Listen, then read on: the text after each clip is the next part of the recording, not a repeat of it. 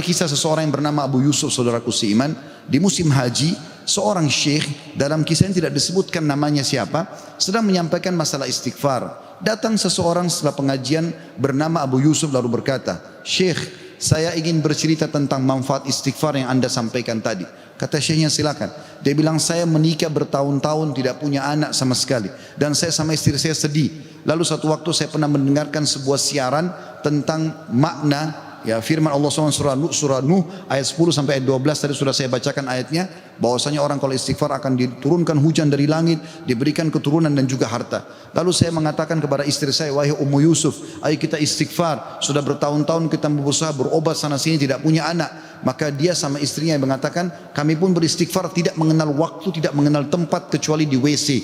Kita tidak baca di WC, di tempat tidur, di ruang makan, di halaman, selalu baca." Dan subhanallah, kata dia, "Syekh, bulan itu Ummu Yusuf hamil dan lahirlah Yusuf. Begitu selesai hamil, lagi masa nifas, saya bilang, Ummu Yusuf, kita sudah bertahun-tahun tidak punya anak. Ayo kita istighfar kepada Allah untuk anak yang kedua." Kata dia, "Anda tahu Syekh, selesai nifas Ummu Yusuf hamil dan kami dapat lagi anak kedua. Dua-duanya laki-laki. Setelah anak kedua lahir, di masa nifas saya bilang lagi, wahai Ummu Yusuf, kita beristighfar kepada Allah untuk anak yang ketiga." Maka saya sama Ummu Yusuf beristighfar yang ketiga, dan ternyata selesai masa nifas hamil dan juga melahirkan di tahun ketiga anak laki-laki yang ketiga.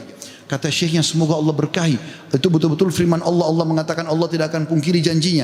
Dia mengatakan, "Belum selesai kisah saya Syekh."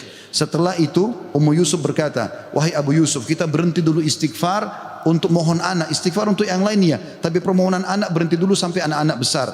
Kami sepakat 2-3 tahun kemudian saya mengatakan, "Ummu Yusuf, sekarang saatnya kita minta agar Allah berikan kita anak perempuan yang cantik dan salihah." Maka kami pun beristighfar dan ternyata Ummu Yusuf hamil, dan sekarang saya di musim haji, wahai Syekh, sedang datang bersama Ummu Yusuf yang baru saja melahirkan bersama dengan bayinya.